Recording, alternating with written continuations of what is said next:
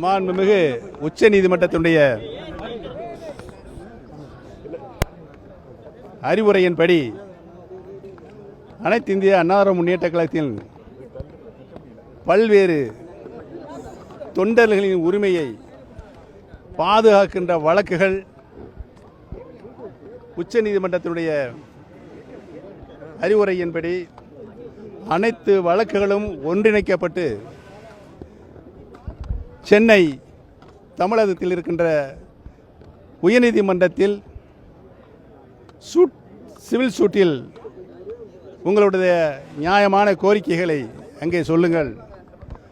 அத்தனை வழக்குகளும் உயர்நீதிமன்றத்தில் விசாரித்து தீர்ப்பு வழங்கப்பட வேண்டும் என்று உச்சநீதிமன்றம் சொல்லியதோடு இதற்கு முன்னால் பல வழக்குகளில் தீர்ப்புகள் தற்காலிகமாகத்தான் வழங்கப்பட்டிருக்கிறது. அந்த தீர்ப்புகள் சிவில் சூட்டின் தீர்ப்பில் எந்த விதத்திலும் உள்ளடங்கியதாக இருக்காது.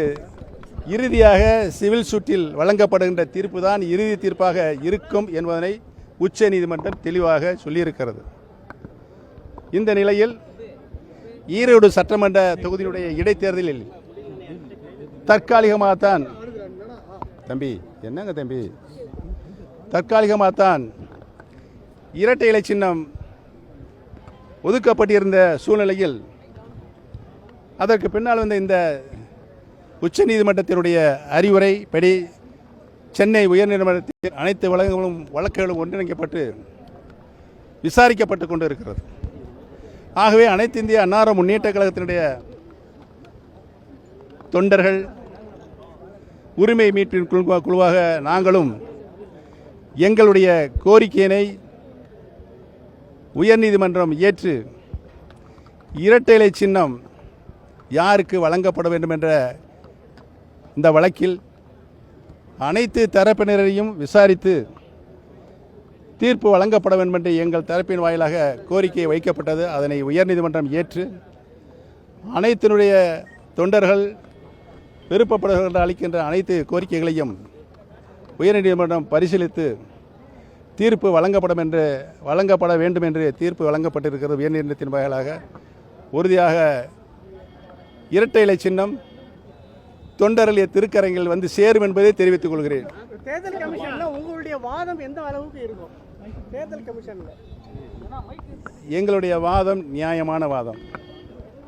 அனைத்து இந்திய அண்ணா திராவிட முன்னேற்ற கழகத்துடைய நிரந்தர பொதுச் செயலராக இதயம் டாக்டர் புரட்சி தலைவி அம்மா அவர்களை அனைத்து இந்திய அண்ணா திராவிட முன்னேற்ற கழகத்தினுடைய தொண்டர்கள் ஒன்று கூடி பொதுக்குழு ஒன்று கூடி நாங்கள் அம்மா அவர்கள் இந்த இயக்கத்திற்கு ஆற்றிய பணி 30 ஆண்டு காலம் கழகத்தினுடைய பொதுச் செயலாளர், 18 ஆண்டு காலம் தமிழகத்தினுடைய முதலமைச்சர், இப்படி பல நிலைகளிலும் இன்று இயக்கத்திற்கு வந்த சோதனைகள் எல்லாம் சாதனைகளாக உருமாற்றி யாராலும் வெல்ல முடியாத இயக்கமாக தமிழகத்தில் இருக்கின்ற சட்டமன்ற தொகுதிகள் 234 தொகுதிகளும் இரட்டை இலை சின்னத்தை போட்டியிடச் செய்து வெற்றி பெற்று அதோடு மட்டுமல்லாமல் நாடாளுமன்றத்தில் 3ஆம் நிலையை தேசிய கட்சியினருக்கு இணையாக 3ஆம் நிலையை புரட்சித் தலைவர் அம்மா அவர்கள் தங்களுடைய இன்னுயிரை தந்து இந்த இயக்கத்திற்கு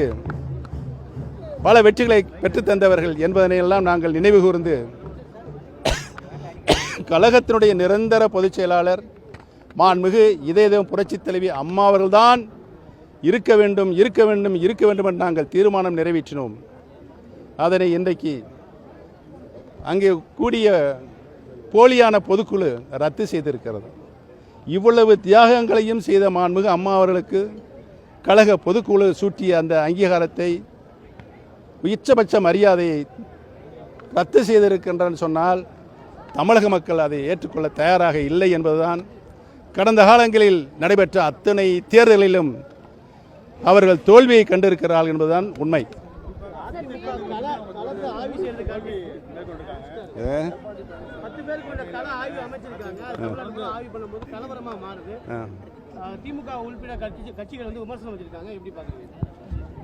அந்த ஆய்வெல்லாம் நீங்கள் பார்த்தீங்க. அந்த ஆய்வு எதுக்காக நடத்தப்பட்டது என்பது அவர்கள் விளக்கமில்லை. என்பதன் காரணத்தை சுட்டிக்காட்டி தான் அங்கே கலவரம் ஏற்பட்டது என்பது மக்கள் கண்கூடாக பார்த்திருக்கிறார்கள். 2026 தேர்தலுக்குள்ள அதிமுக ஒன்றிணையும் எங்களுடைய போயிட்டு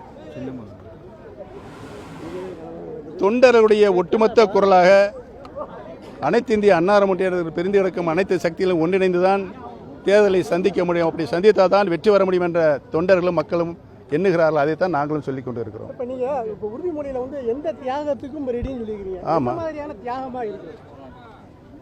இதற்கு முன்னால் தேர்தல்களை சந்தித்த போதும் கழகத்துக்கு சோதனை வந்த போதும் தியாகங்கள் செய்து வெற்றிகளை குவித்த தொண்டர்களுடைய தியாகத்திற்கு இணையாக நாங்களும் அந்த தியாகத்தை செய்ய தயாராக இருக்கிறோம். என்ன பதவி?